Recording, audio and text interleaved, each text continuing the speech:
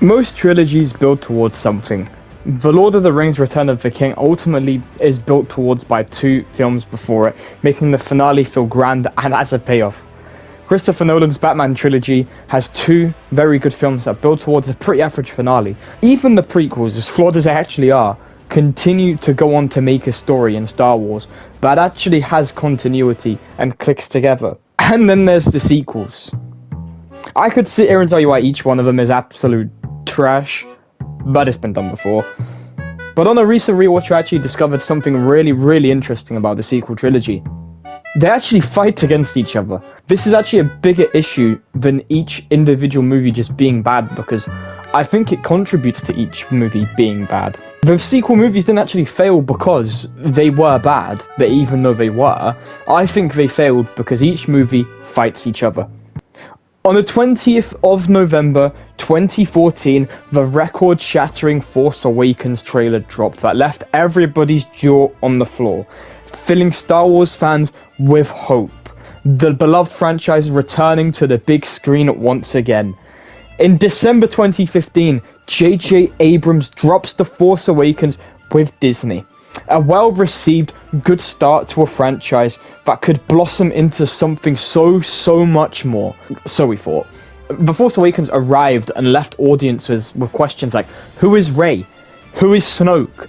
And it just came in with a massive nostalgia-heavy premise that left audiences satisfied, and it would tell the story, but walk off without answering any of the questions I've just listed, and left nothing for the next person in line to work with. In 2017, Rian Johnson took over the helm of Star Wars because JJ Abrams for some reason decided, I'm not going to direct 3 movies, I'm going to direct 2, and I'm going to leave arguably the most important one, the build up to my climax, as the one that I don't direct. Yeah, it doesn't make sense to me either. Rian Johnson took the helm to direct the build-up to the climax of this trilogy, the ultimate end to the Skywalker saga, maybe the biggest movie out of the 9. And in my opinion, the middle movie, like I mentioned, is the most important movie in a 3-parter. The Dark Knight trilogy has The Dark Knight. The prequels, not to go to them as flawed as they are, has Attack of the Clones. If Attack of the Clones doesn't happen, then we don't really get much in Revenge of the Sith, story-wise. As bad as Attack of the Clones is. But ultimately, going back to this movie is made to create that climax feel that much more special and that much more grand. But ultimately, I will say it, The Last Jedi is the best film of the 3. Rian Johnson comes into this project feeding off of crumbs. He is literally eating bare minimum. He is eating rice and chicken. He has got nothing. While JJ Abrams came into a project with Disney and cooked himself up a 5-star meal for source material, he introduces characters like Rose and deepens Poe's story further. But yet he takes a super subjective angle on Luke Skywalker that's realistic given how shattered he is after what happened at his temple. Rian did, for me, make me a little bit more invested in the sequels than I was in The Force Awakens. But what Rian did was make yet another movie that didn't answer the questions, but he actually deepened investment like I mentioned. And once again, just like before him, JJ asked questions and left, and then Rian would do the same. But Rian would make one critical error for the Rise of Skywalker build-up. He would kill Snoke.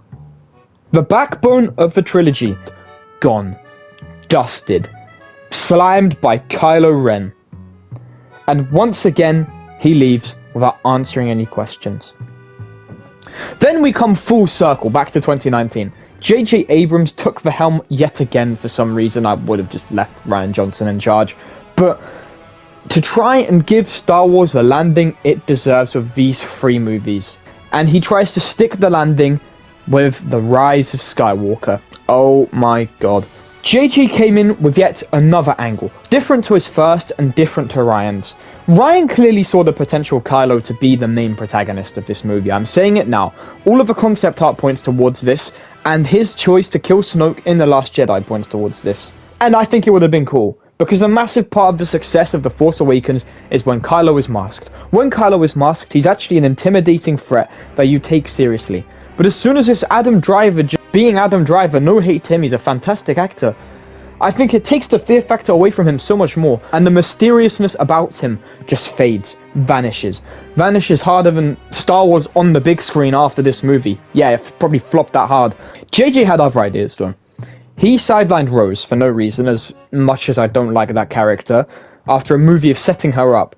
He also sidelines the whole of the Resistance until the final act of the movie, and worst of all, coded the intel from the First Order spy. And it confirms the worst. Somehow Palpatine returned.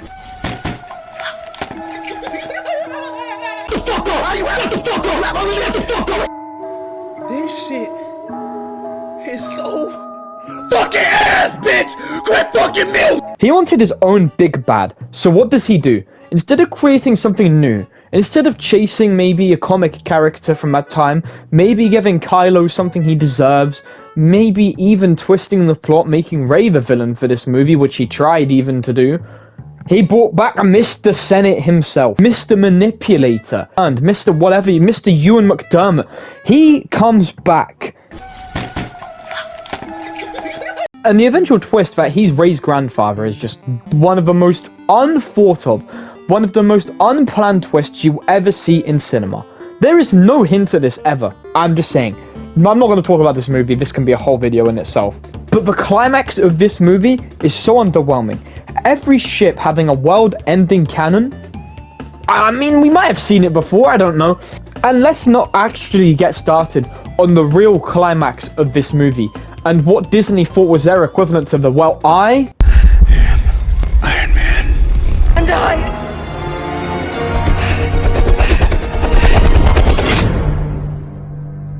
I'm the Jedi. So, what I can determine. Rian really clearly had an idea for this franchise and an actual vision. JJ just wanted to come in and direct 2 movies. You could easily watch The Force Awakens and The Rise of Skywalker without watching The Last Jedi. You can. That's not because The Last Jedi is bad, which it fundamentally is a flawed movie, but those 2 movies are connected because JJ Abrams tries his best to believe that The Last Jedi was never directed. Whether you like it or not is up to you. And the concept and the idea of doing that completely ruined JJ Abrams' Star Wars and completely ruined the sequels, as it makes them compete against each other that much more. So let me know what you guys think of the sequels down below in the comments, and like and subscribe if you agree with this. If you don't, I don't know, still subscribe if you enjoyed the video, please. Do it. And in this video, I ranked every single Star Wars death, so I think you might like that one. So go and enjoy that.